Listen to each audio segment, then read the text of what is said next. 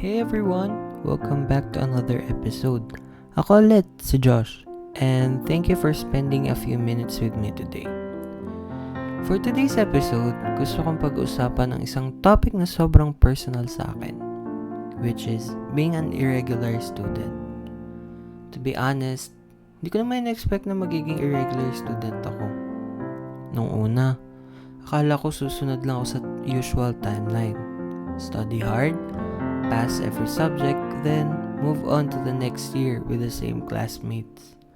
Pero hindi pala laging ganun ang college. Eventually, naging irregular student ako at hindi naging madali tanggapin yun. Naalala ko pa nung una, naiya ko sabihin sa ibang tao na irregular student ako.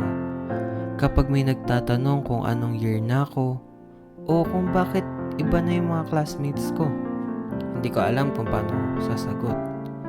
May part sa akin na feeling ko na pag-iiwanan na ako. Habang yung mga dati kong classmates tuloy-tuloy sa journey nila, ako kailangan ko pa mag-adjust. So, bagong section, bagong classmates, and then bagong environment. Parang nagsisimula na naman ako ulit.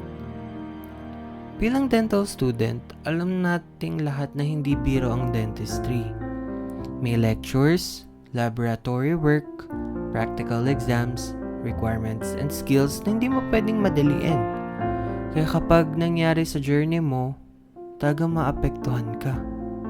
So, this is where my journey changed. Sa experience ko, naging irregular student ako dahil, first of all, may naibagsak ako sa dati kong school ng mga subject, which is General Anatomy 1, General Histology, Oral Anatomy, Genetics, and Dental Materials. So, yun yung mga nabagsak ko sa previous school ko.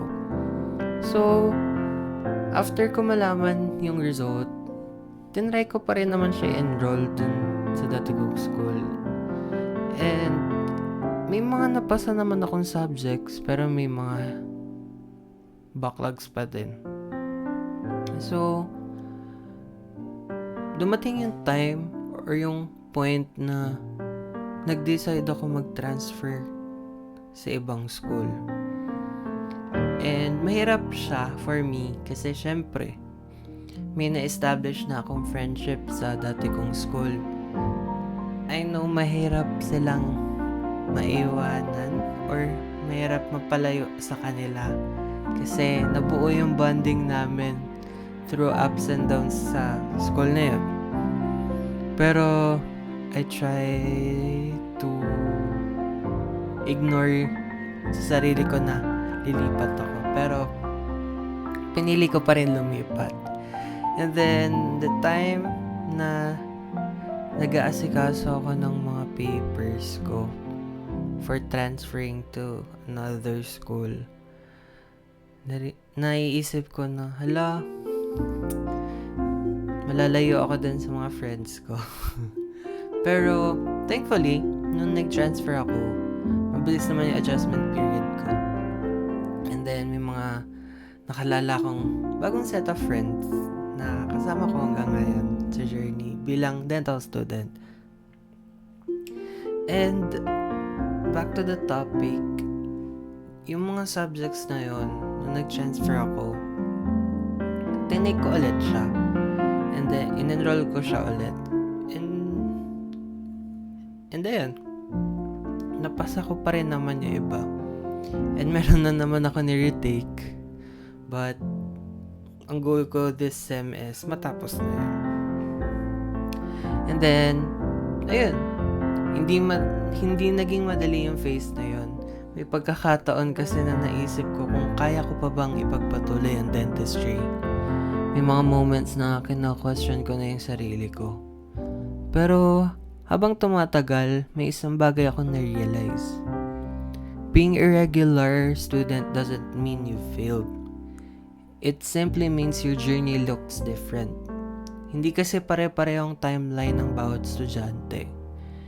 May mga taong gagraduate on time, may mga taong mas matagal. Pero pareho lang naman ang destination. At alam mo kung ano natutunan ko bilang irregular student? Mas naging patient ako. Mas naging independent ako. Natuto kong makisalamuha sa iba't ibang classmate kada semester. At higit sa lahat, natuto akong wag ikumpara ang journey ko sa journey ng ibang tao. Kasi sa totoo lang, hindi naman race ang college eh. Hindi pa unahan sa graduation. Ang importante, hindi ka sumusuko. Kung may nakikinig man ngayon na irregular student, kahit dentistry, engineering, nursing, education, IT, business, o kahit ano pang course yan, gusto kong sabihin na hindi ka nag-iisa. Hindi ka less than others, hindi ka failure, hindi ka nahuhuli sa buhay. You're simply taking a different route. And that's perfectly okay, guys. Balang araw kapag nakuha mo na yung diploma mo, wala naman kasi magtatanong kung regular or irregular student ka ba. Ang maalala ng mga tao ay yung determination mo at yung hindi mo pagsuko. At para sa akin, mas fulfilling ang tagumpay kapag alam mo pinagpaguran mo talaga. Thank you so much for listening. If you're struggling right now, I hope this episode reminds you that setbacks don't define your future. They only become part of your story. This is Josh, and I'll see you in the next episode. Take care, keep going, and goodbye.